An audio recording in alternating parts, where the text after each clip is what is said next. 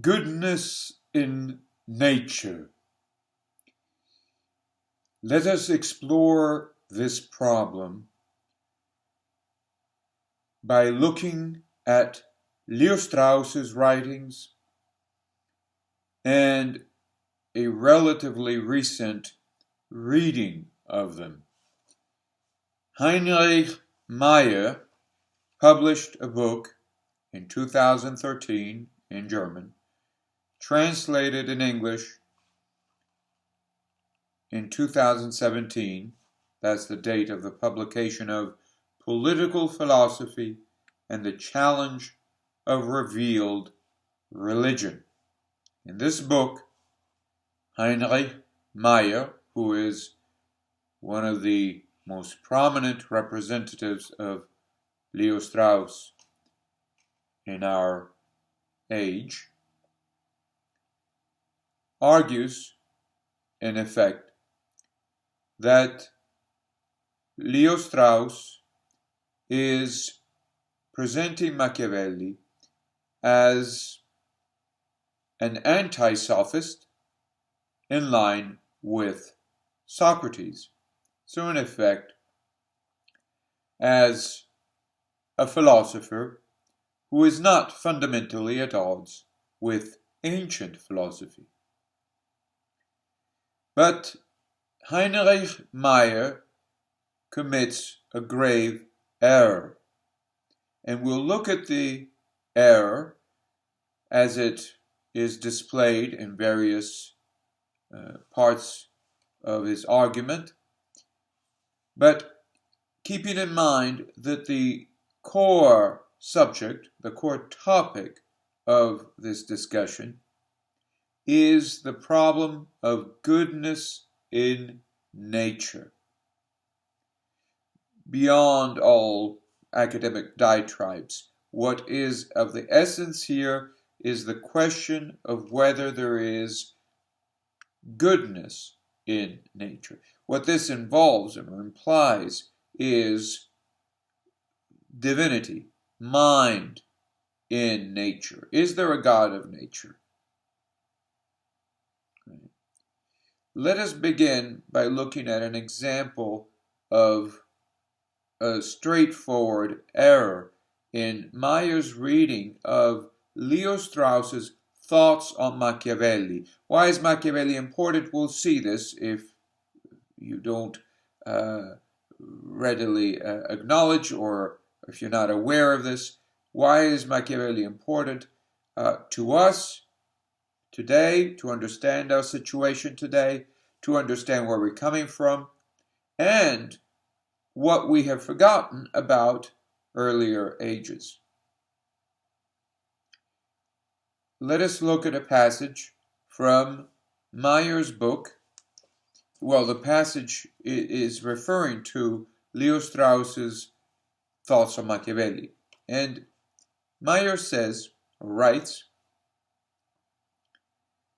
that Strauss will refer to the ultimate basis, and here is referring to the basis of the differentiation of philosophers and non-philosophers, when at the end of the book, and here he's referring to Thoughts on Machiavelli, in a united front with Machiavelli, against the idealistic contention of a radical freedom or of an Archimedean point outside of everything given, he asserts the natural basis of the radical distinction between philosophers and non-philosophers. Then Meier goes on, and here we're on page 91, goes on 92, emphasizing, in 93, emphasizing the modern departure at once from natural necessity, philosophically intuited, and from Machiavelli. So Machiavelli did not abandon philosophy, but as a result of the Machiavellian revolution, we have abandoned philosophy to enter into the world of ideals and abstractions. What is key here is that, and this is a kind of tip of an iceberg that will allow us to address the departure of modern man from the classics and from Leo Strauss, really. The modern Straussians, or recent Straussians, that is to say, have departed from Leo Strauss. So the tip of this iceberg is found in this proposition here by Meier, where he says that Strauss is united with Machiavelli on the same front, right, against the idealistic contention of a radical freedom or an Archimedean point outside of everything given, which is to say of nature. Now, let us go to the section of Thoughts on Machiavelli that is in question. And here we're looking at page 297. Strauss, having addressed we could say, the genesis of the modern notion of evolution, we're tracing it to the likes of Machiavelli, writes, since man, and here he's representing this modern conception, since man is not by nature ordered towards goodness, and since men can become good and remain good only through compulsion, civilization, or the activity which makes men good, is man's revolt against nature. The human in man is implicitly understood to reside in an Archimedean point outside of nature. This is Machiavelli. And this is modern man in general. This is modern science, which incidentally has to face then this terrible problem, trying to reconcile the essence of modern science and its genesis. And it does so ultimately through a mechanistic account that ends up in, well, political terms, in technocracy, which involves the elimination of humanity. But let us move on, and we'll touch on this again.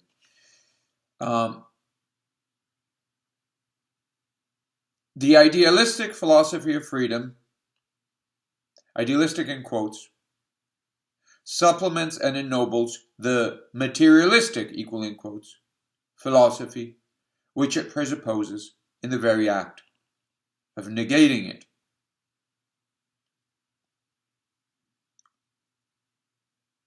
Why is that?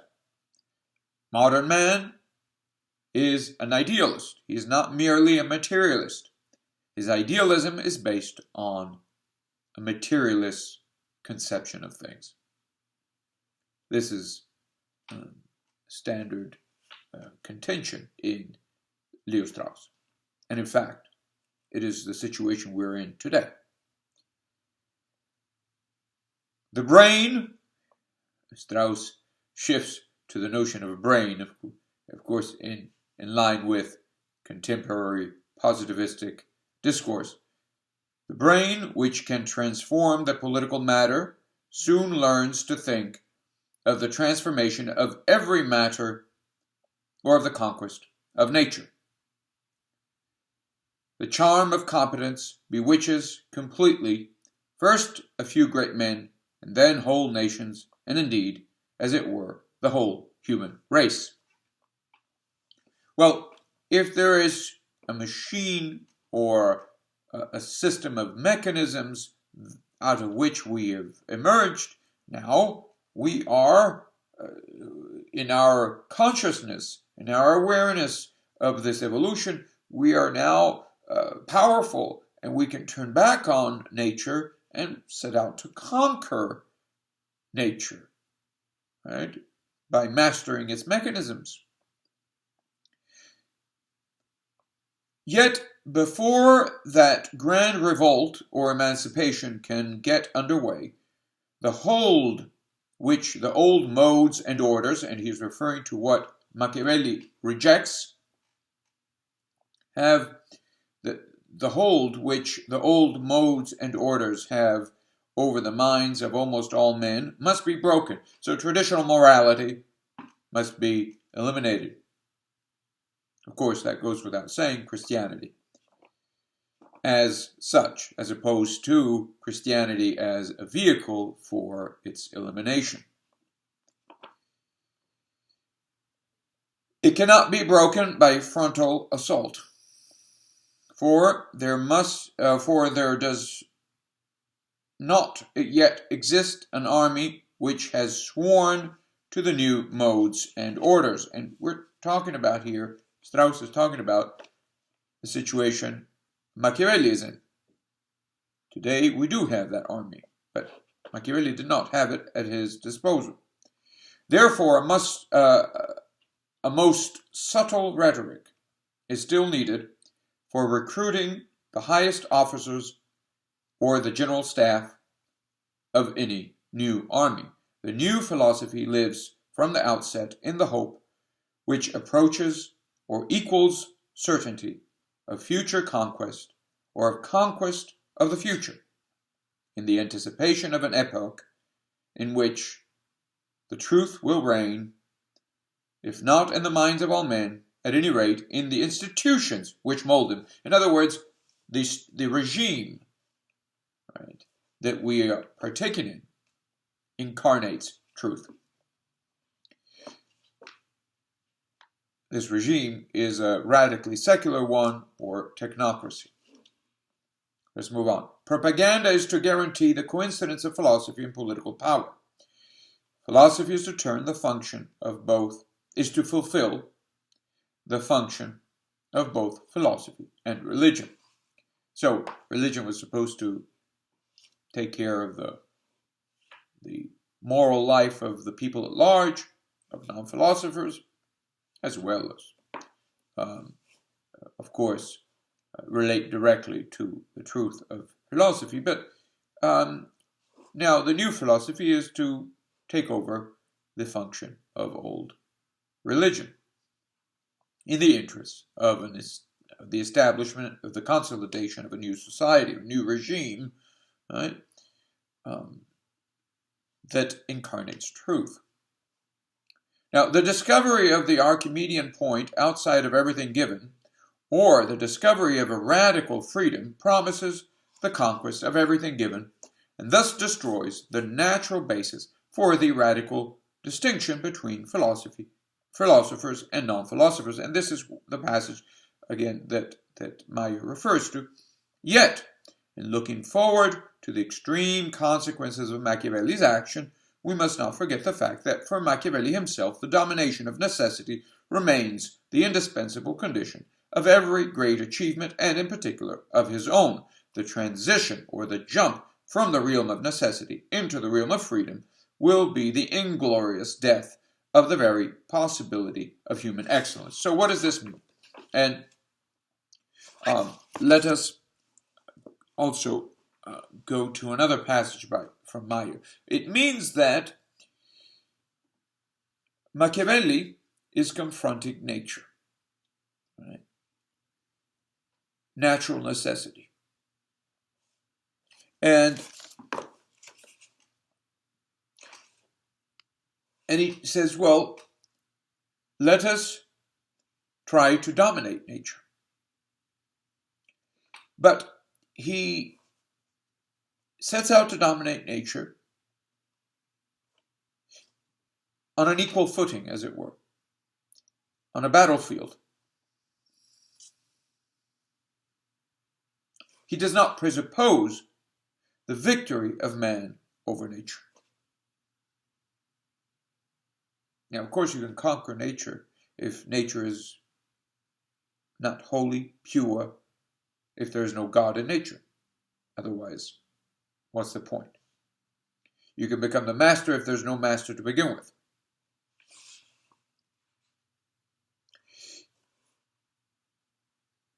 Machiavelli involves the discovery of the self, the modern self, who is somehow outside of everything given. Why?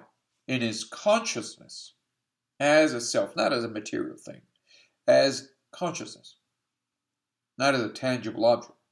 You say, well, outside of the universe. No, but as an awareness of his interiority, of his selfhood, right? His having emerged out of, right? Being the byproduct or the product of an evolution. Here, let us look at this passage where Strauss refers to evolution. Since man is not by nature ordered towards fixed ends, this is what we had read earlier. He is, as it were, infinitely malleable. This view becomes a settled conviction long before philosophers begin to think of evolution, in quotes. Since man is not by nature ordered toward goodness, or since man cannot become good or become good only through compulsion, civilization, or the activity which makes men good, is man's revolt against nature. So, we reach the point where we emerge, right, out of nature. But we are now victims of nature. We're sort of thrown out there. We are again the products of a natural necessity. That's not enough to be good in any way, even Machiavelli's sense. Right? So, what do we have to do? We have to somehow pull ourselves back from our being merely given. We have to emerge in our selfhood. And this is what Machiavelli is about. Now,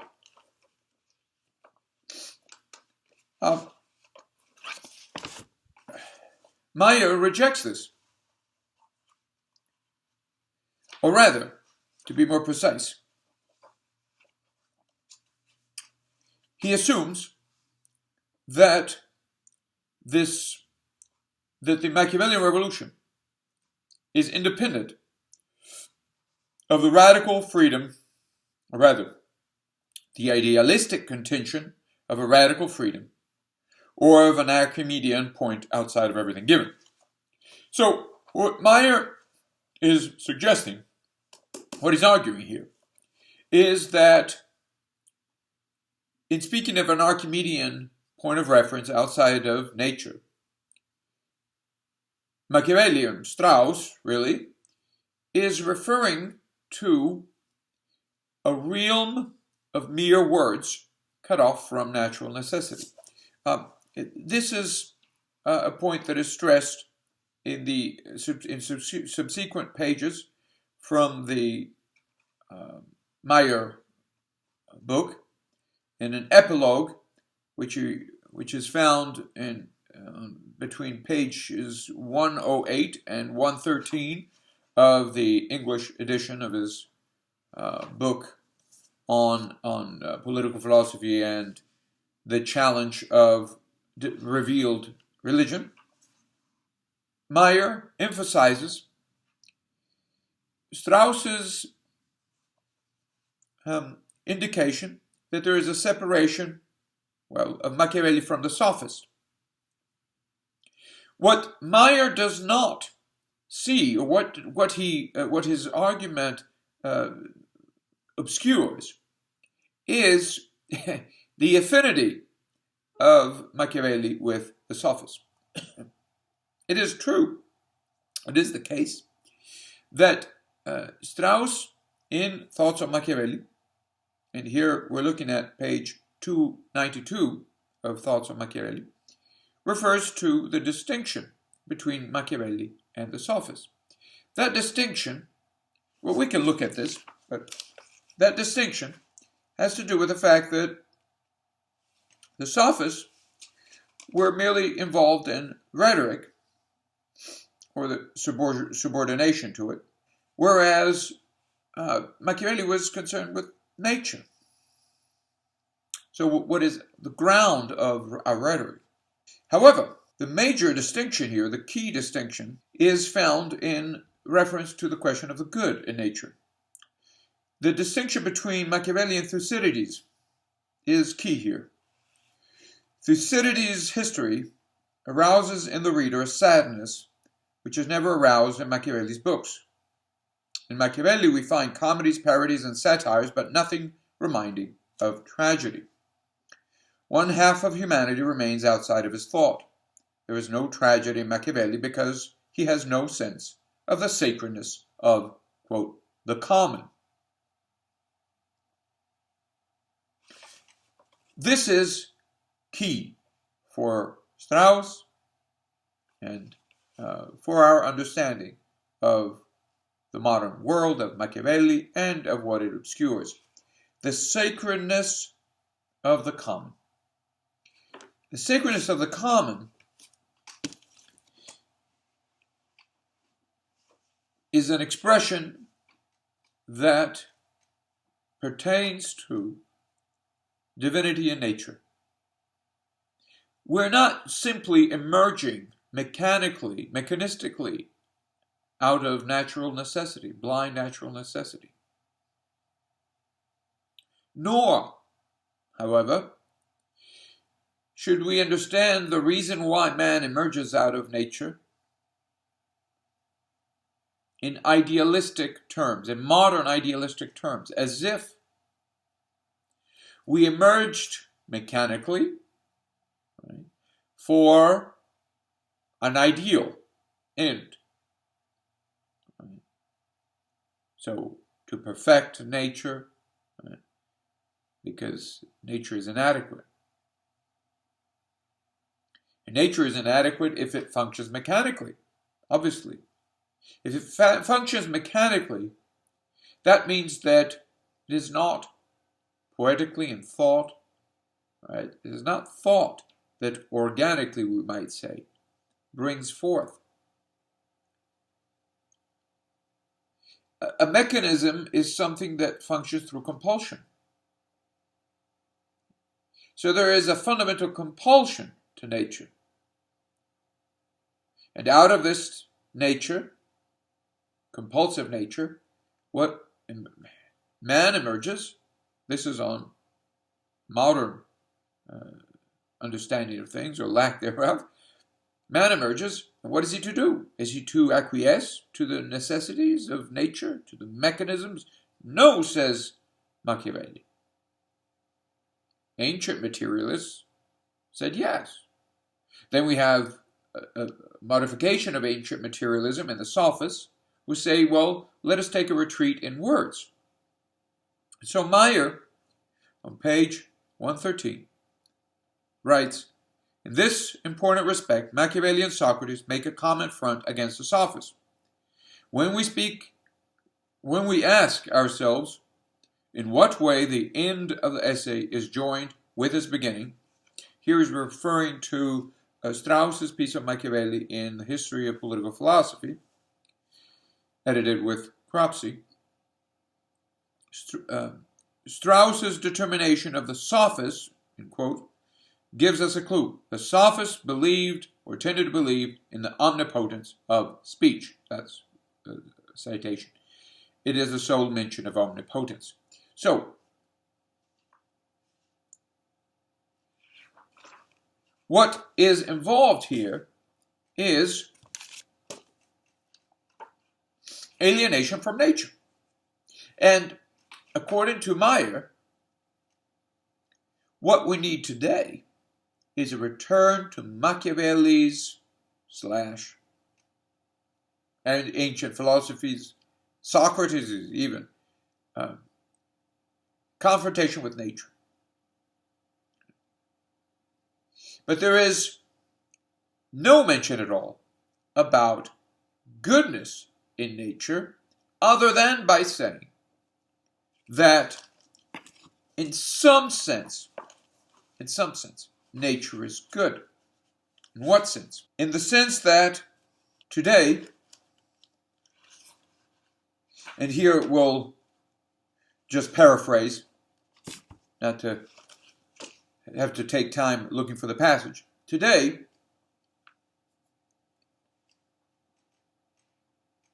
nature risks, as it were, for us, risks blowing us apart. There is a recurrent cataclysm. Nature has cycles. And these cycles of destruction are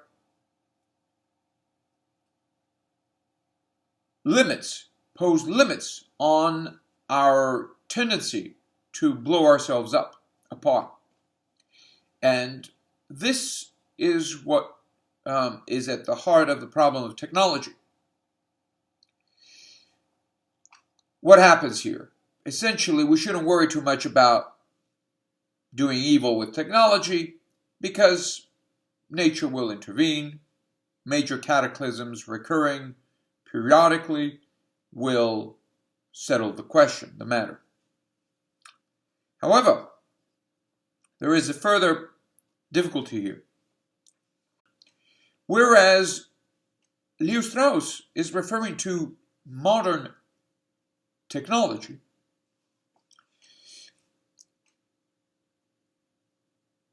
Meier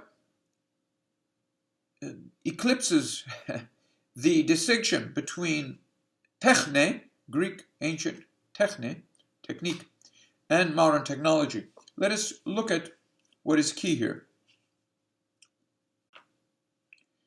One could say, however, that it is not inventions as such, but the use of science for such inventions which renders impossible the good city in the classical sense. From the point of view of the classics, such use of science is excluded by the nature of science as a theoretical pursuit. So, besides the opinion that there occur periodic cataclysms, in fact, took care of any apprehension regarding an excessive development of technology or regarding the danger that man's inventions might become his masters and his destroyers. Viewed in this light, the natural cataclysms appear as a manifestation of the beneficence of nature. Machiavelli himself expressed this opinion of the natural cataclysms, which has been rendered incredible by the experience of the last centuries. What is crucial here is the distinction between what our technology, right, and the technique. If you want to call it technology, that's fine, but the technique, to be more precise, of the arts, even the art of war, of making machines, of earlier times, pre-modern times, that is not mediated by science. It does not involve the application of theoretical science to technique. So what we have today is chemistry and not alchemy. That's why we have a scientific method, and the ancients were not simply trying to get to a scientific method, they weren't even getting close, and there's a reason for that. The reason is that they saw, ultimately, philosophy or science as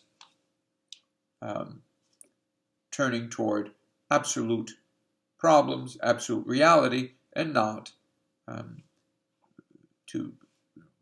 as an instrument to solve practical or technical problems. Right? So to empower technicians, really. And this has to do with what Strauss writes at the end of his thoughts on Machiavelli, where he writes, "It would seem that the notion of the beneficence of nature, or of the primacy of the good, must be restored by being rethought through a return to the fundamental experiences from which it is derived." For while philosophy must beware of wishing to be edifying, it is of necessity edifying. All right. Bracketing this last sentence about the edifying function of philosophy, a return to the beneficence of nature, or of the primacy of the good, must be restored. So this notion must be restored by being rethought through a return to the fundamental experiences from which it is derived. Now, so it turns out that Machiavelli does acknowledge that somehow, in some sense, nature is beneficent. Natural cataclysms help in what respect? In the respect that they limit man's capacity to destroy himself. Now that's an irony because in this case, nature is destructive. So what do we want to do? Destroy ourselves or allow nature to limit our tendency toward self-destruction? So throw us back to the earth, not completely destroying us, but leaving us barely alive. It's better than our blowing ourselves up to the smithereens once and for all. So that's the idea. So there are limits. These limits, however, are mechanistically conceived by Machiavelli. In other words, there's nothing purely good in nature, nothing pure. Right? Whereas, and so nothing sacred, nothing really sacred in nature. Meier refers to a passage in which Strauss speaks of the distinction between Isaiah and Aristotle. And he says that in Aristotle we find no holy God, or in the Greeks in general. And Meier takes us to mean that there is no holy God. That for philosophy, there's nothing really holy. There's nothing really sacred. There is no sacredness about the common, about common sense. There is no God in nature. Meier does not note that in speaking of Aristotle and the Greeks more generally, Strauss does not mention Plato. It would have been more, difficult perhaps, to accept that there is no holy God in Plato. Why is there no holy God in Aristotle? Well, in Aristotle there is an entering into this mystery of the divine, whereby Aristotle is really seeking to defend the holy by retreating from the holy. In other words, as a defender of Platonism, or of Plato, properly understood, of the truth about Platonism, he is not poetically representing the holy. He is speaking of,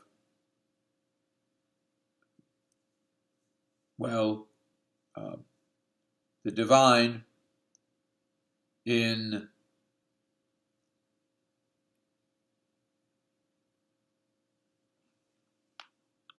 he is helping us make sense of the appeal to the holy, right?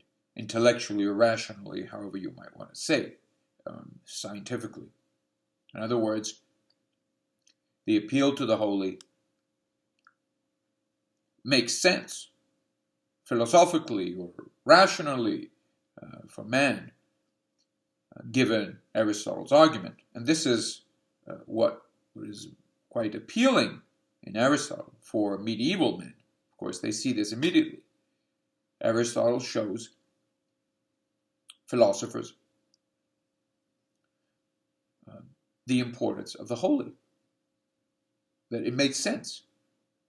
That common man, non-philosophers, whom evidently Meier does not hold in high esteem, are not altogether wrong. So, here we go. There is the good in nature, and it's not merely a matter of speech, a metaphor, or a way to say, well, look,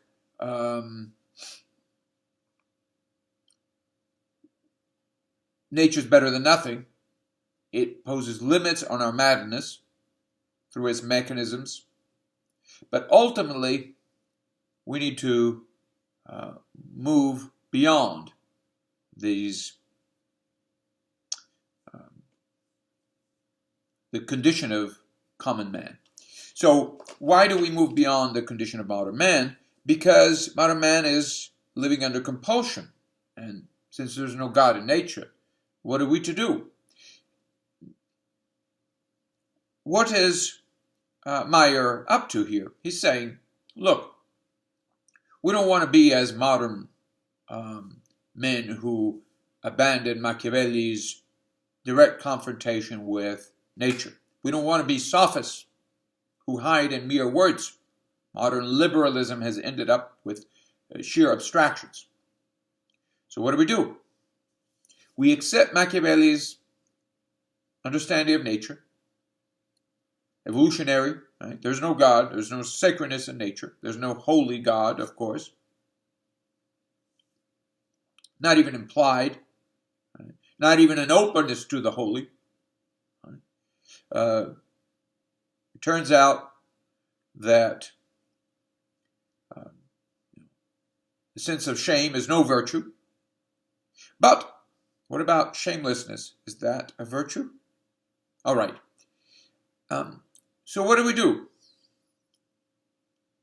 We confront natural necessity and we remain in tension, struggling with this natural necessity. We don't leap into a realm of freedom. We can't afford that. We have to remain in tension with natural necessity and understand technology in those terms. Not as fostering,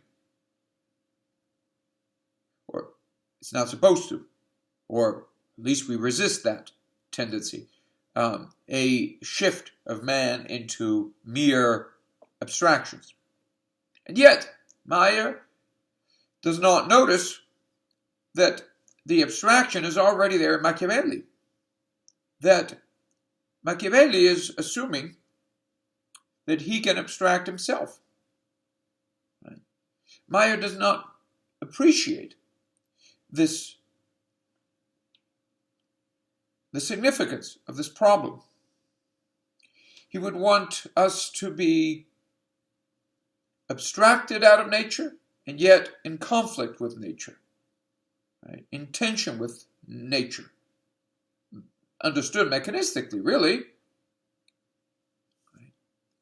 And then we can come up with edifying discourses. But not too much, right? Not too much.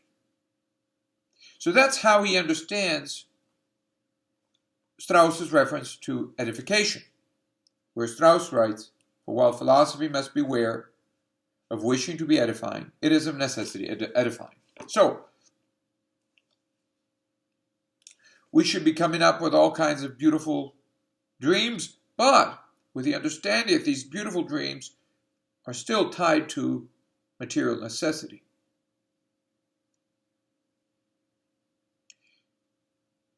The common man's awareness of what is holy, the old modes and orders, right? Religion, out of the window. Revealed religion, out of the window. Garbage. Hence the only way out, given Meier's conception of nature. Nietzsche is the only prospect before us. What does this mean? It means that the modern self is now facing nature, the abyss of nature, the oblivion, directly, so face to face. And here, we somehow become expressions of the abyss.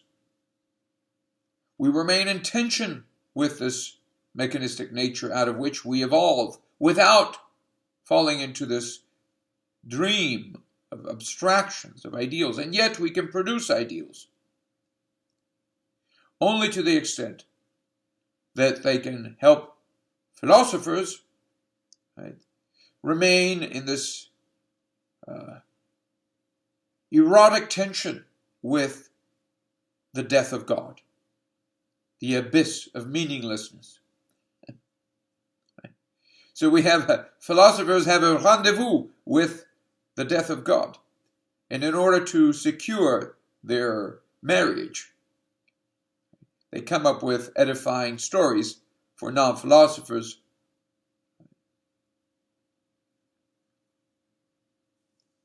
so that they don't come to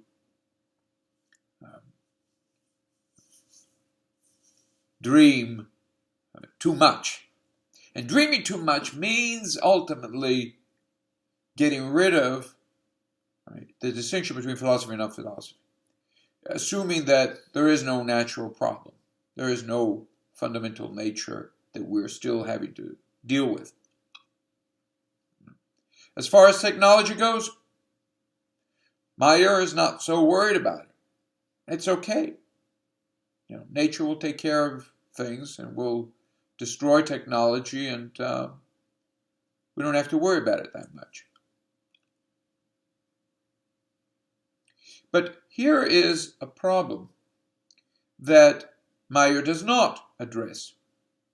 Strauss stresses the distinction between ancient technique and modern technology when he says that modern technology does not allow for the good, virtuous city,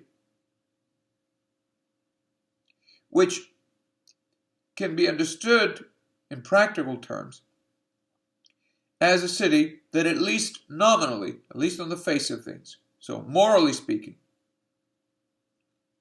acknowledges the superiority of the otherworldly over the practical, the technical. But modern technology does not allow for this. So this is a problem that the ancients didn't have. So for the ancients, for Strauss, we shouldn't be nonchalant about modern technology without being, of course, overtaken by anguish or fear. But the point is that we're not dealing with the same sort of objection to philosophy that we have in ancient Athens. What we have is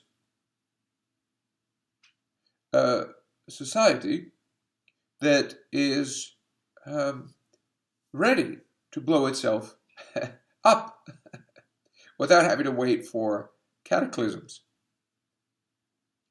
So what we have is a willful movement toward self-destruction. Insofar as the whole theoretical orientation, or the otherworldly orientation of the ancient city has been overturned, whereby science becomes an instrument. It is used to establish a new society, a new technical society with its technical morality. Now, Meier would say, well, we don't have to go all the way.